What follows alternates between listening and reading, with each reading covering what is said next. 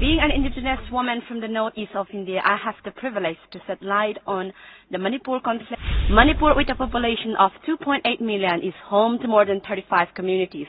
One of the main reasons of this conflict is over land rights and controls and ownership of the land between the two communities. For the narrative peddled by international media has been that the Manipur conflict is of religious nature holds no ground. The central government of India has tried to stop the conflict by resolving issues on both communities peacefully with continuous dialogue. Being an indigenous woman from the northeast of India, I have the privilege to shed light on the Manipur conflict and the government of India's firm resolve to bring back peace and normalcy in the region. Manipur, with a population of 2.8 million, is home to more than 35 communities. The majority of them can be classified into three main ethnic groups: the Meitei, the Nagas, and the Kukis. Geographically, the state can be divided into two parts, Imphal Valley and the hill areas. The valley accounts for over 11% of the area, but is home to 57% of the total populations, mainly Meitei. The hill areas are dominated by Naga and Kuki tribes and comprise 43% of the state population. The present conflict needs to be seen through the prism of complex ethnic relationship. One of the main reasons of this conflict is over land rights and controls and ownership of the land between the two communities. Therefore, the narrative peddled by international media has been that the Manipur conflict is of religious nature holds no ground. The truth is that the conflict cannot be described as religious conflict between the majority Meitei and minority Christian Kukis, since the Nagas, who are predominantly Christian, are not participants in the conflict, not to mention part of Meitei population also practice Christianity. Thankfully, the central government of India has tried to stop the conflict by resolving issues on both communities peacefully with continuous dialogue. I would beg the Honourable Council and audience to see Manipur conflict for what it is.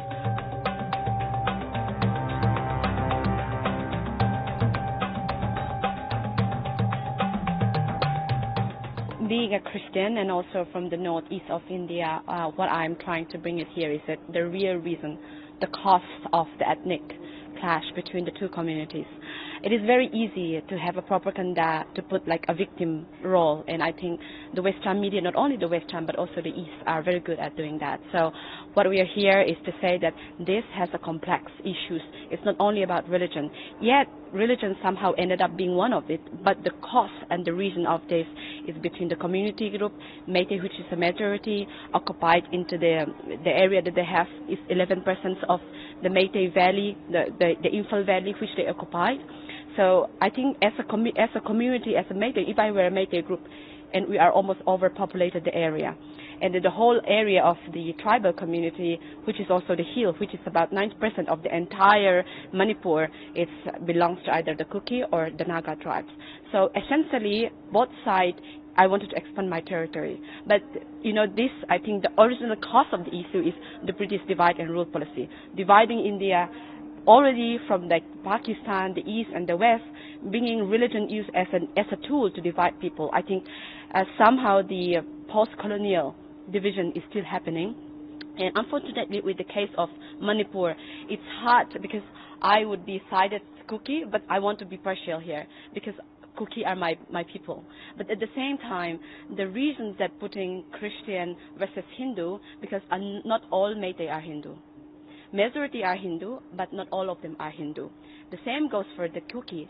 Majority are Christian, but not all of them are Christian. Like myself, I used to have indigenous, my tribe used to worship something else.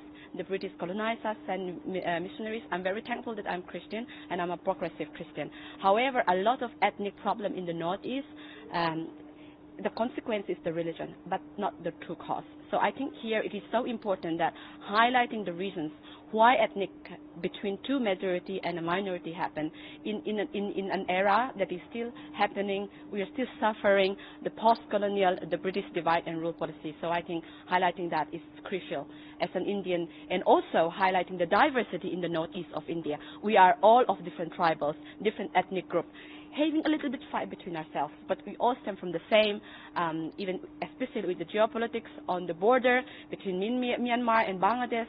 There's so many tribal area, and not just Western media or someone vested party cannot just say that, oh, a minority Christian is being killed or prosecuted based on this and that without an actual cause. So I think it is important to highlight the true reason of what is happening there. My last question to you: do you believe that the Western media or the West do really understand the the complexity of the Northeast India? Not at all. Being a native, I can say that they don't.